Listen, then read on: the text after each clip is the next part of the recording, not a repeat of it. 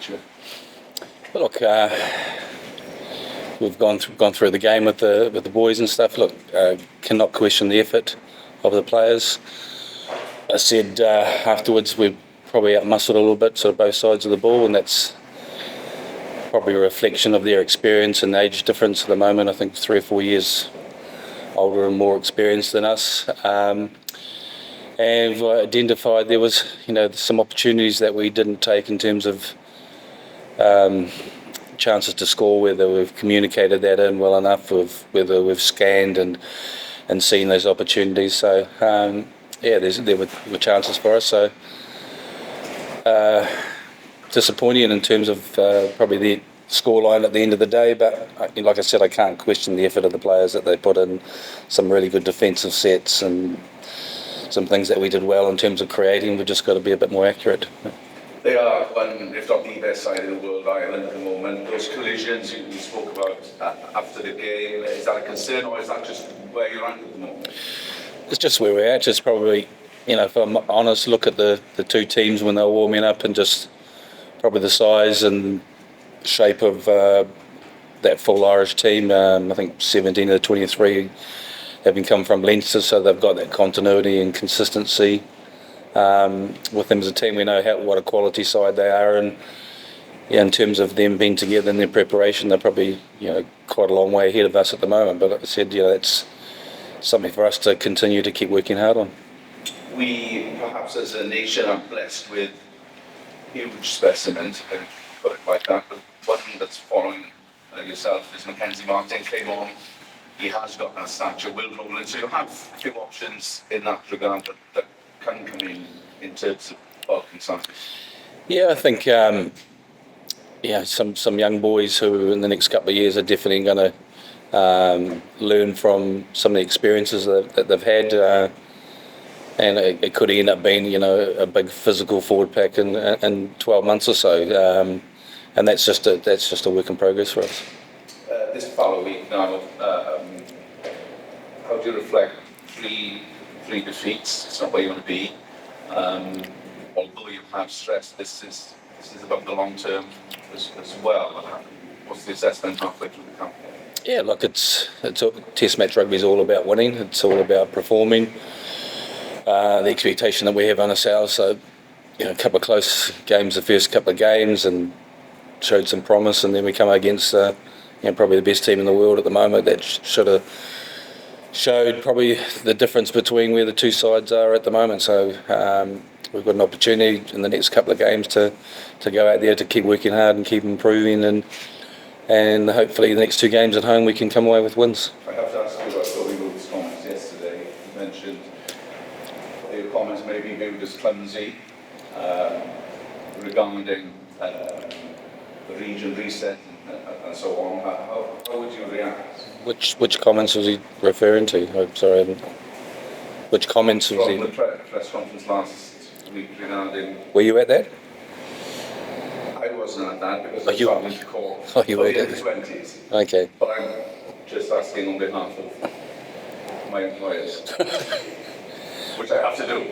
Yeah, it's fair enough. Yeah, so people who were at that, I think Rob asked me the question about where Irish rugby was at and where we were at, and their systems and structures, and look, you can take anything out of a few quotes and want to put a story on anything. What I was highlighting was about the importance of us for the next 10 years or whatever. We want sustainability, we want success, we need infrastructure, we need the best facilities, the best support staff that we can get in terms of whether that's coaches, medical staff, strength and conditioning, and facilities, and before we start thinking about anything else. And so that's probably where the difference was at the moment. That's what I highlighted about, and I've continued to talk about how important those things are, and probably the differences between us and Ireland at the moment is they've got their systems and structures in place, and we've got a little bit of a way to go. And it wasn't any criticism of the coaches. I know how hard they're working in terms of the regions and how hard they're trying, but everyone's probably, and I spoke about wasn't criticism of them. It's about all of us working together to keep improving the things that we've got here in Ireland, and probably all the regions, if they have a look at their structures and support and staff, they've probably got a couple of holes and things that they're working forward, hopefully to put right and get right for the future. We've seen Cardiff, for example, they've had this investment. They say that, you know, that they are trying, and they are, as you say, always, there are holes, but there are things that are happening now, hopefully, that will pay dividends in the long run. That's what I'm hoping. And that's why I raised it. Sorry, I didn't raise it. I was asked a question by Mr. Cole. Don't blame me. Right. But, and I gave an honest opinion about where we're at and just how important the infrastructure is. And for me, if we don't get that right, we're potentially going to carry on doing the same things. And I'll keep reiterating, it's the most important thing. It's something that we need to get right before we think about contracting players. And that's what I meant about when I was talking about you feel like plugging the holes and stuff and things, because you're being reactive and you're trying to fix things on the run. And if they've got plans in place for the future in terms of the investment in infrastructure and facilities, you know, that would be fantastic. And it's really, really important for the game. I could keep saying the impact of the right environment, the right infrastructure, the right people, the right facilities, analysis, strength and conditioning, coaches,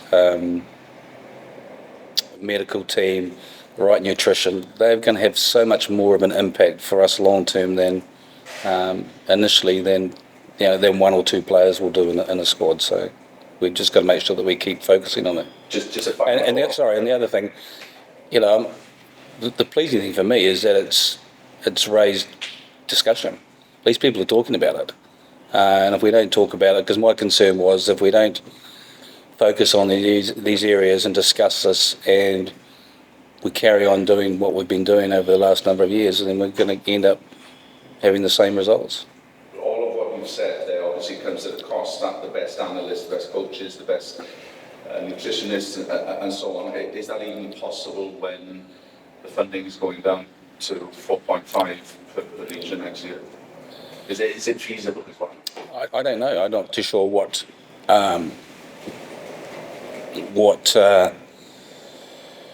the spend is on those sorts of things. You know, the numbers have come down to 4.5, but you know, previously we were spending up to 8 million on player salaries. You know, 7.5, 8 million on player salaries. So, and we still had some of the same issues in terms of infrastructure. All I'm saying is that is the most important thing. We cannot neglect getting our support and infrastructure right in the game, because it's the long-term impact that's going to have.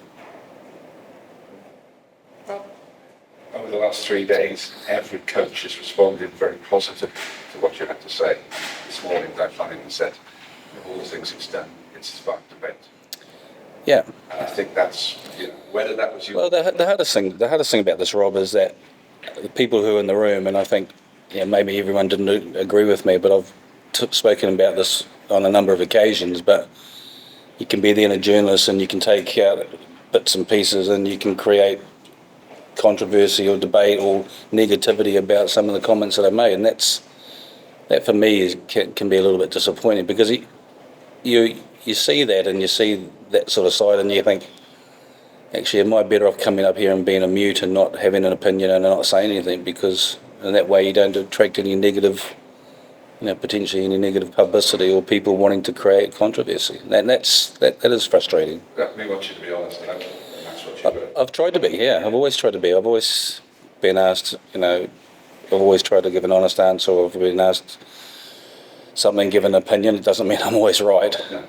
You know, and people have, and I'm comfortable people disagreeing with me on things that I say, and that there's nothing wrong with that, you know. It's kind of like, but it's making sure that, you know, The right message goes across. Well, the people who were there would have heard everything I said, and in context could understand, but you take certain bits out of that, the things that I said, and you can make any story or any slant that you want on it. And I've seen, some of the things that I said being rearranged as quotes that are completely different to what I said, which is, in Toby Booth's words, inflammatory, because it changes the perspective of it, or the context of it. Sorry. Those words from Toby yesterday were a casual comment right at the end, having backed everything you said and given the Ospreys' view of it.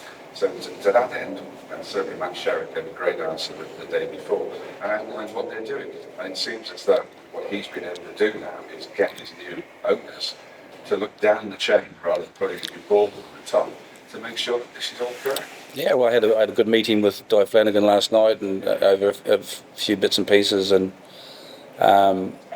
he's very much of the same view that he's got to get things right at the Dragons. I feel that everyone knows that they've underperformed, but I feel in some way they're a little bit of a sleeping giant. That if they got things right, and in terms of that, there's a massive opportunity for an uplift in them as a region going forward. But he's fully aware that he has to get the right people involved in terms of his setup, the training facilities, infrastructure, and things in behind that. It's the only way that they've got a chance of being successful. And then not only that, is if you've got the right things there, the chance of attracting top quality players to the environment. So having listed all three over the last couple of days, it would seem that they are focusing on their younger players. And from your perspective, that can only be good. I think you don't have to do that. They come naturally, and that's what it's all about. Absolutely. And that's been a huge...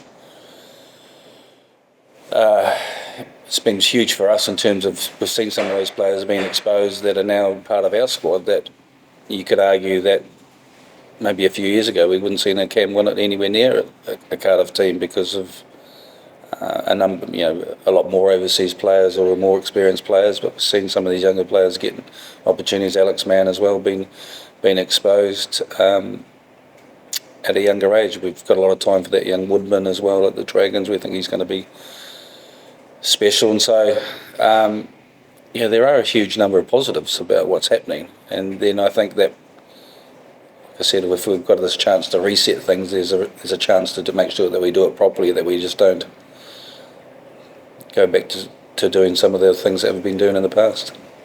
Finally, what about France? What did you make of their game against Italy? What sort of chance have we got a bit? Well, I think that, in fairness to Italy, they stayed in the fight, didn't they? France could have been 20 points in front with the dominance that they had, particularly in that first half, and hammering away at Italy in the 22, but Italy were able to keep them out. There's no doubt that the red card had a significant influence on the game, and then Italy got stronger, and you'd question, and it looked like some of those French forwards looked pretty tired at the end of that first half, and then some of them in the second half as well, which allowed Italy to get back in the game. So it's probably no different tactically in the past how we've played against France, with having the same sort of mindset. They're going to come at you pretty hard early on, so you've got to stay in that battle. You've got to try and negate that physical dominance of their forwards and the huge size that they have, and good line speed defensively, which Italy did bring to that game. And then hopefully when some of their forwards do tire a little bit, that you're able to take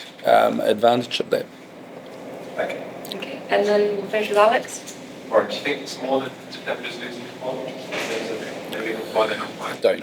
I don't know. I mean, DuPont's a massive loss for him, and we've seen some clips of him in the Sevens and the impact he's already having for France in that Sevens program. So there's probably leadership and experience and that ability probably for probably the best player in the world at the moment to be able to change a game. And so look, he's definitely a big loss for them. And then these families, you obviously lose the English-based players. Yeah. Is that something that you think maybe be looked at in the future, given that there's no club games at the moment? Bring a time to resolve that issue? I saw Gregor's comments. He's probably said enough. There's no need for me to say anything more about it. So, I've probably got to keep my mouth shut on certain things. Otherwise, you guys write about it in the newspaper. So, it makes it challenging on your numbers for training. I think we're down to with a couple of guys with knocks down to about 23 training today, with English players being away. So, it's not the best preparation, which I think that Gregor would have been alluding to, which makes it a bit challenging. But those are the rules at the moment. So, and we're both aware of them, and so until a change, then we just have to accept it. Can you do one final word this quick? Just on that, Christian's somebody who was training with you briefly last week, obviously can't be involved this week. Is he somebody who might be involved in the last couple of games? Well, he hasn't played yet, and he probably needs to get some rugby under his belt. So he came in Monday and Tuesday over that last week. Just had a look at him to see where he was at. He looks in good shape, and he just probably needs to get a game under his belt. He hasn't had that opportunity, having been out with that foot injury for a long time. So hopefully get some rugby soon. Okay, thank you very much. I'll be back up with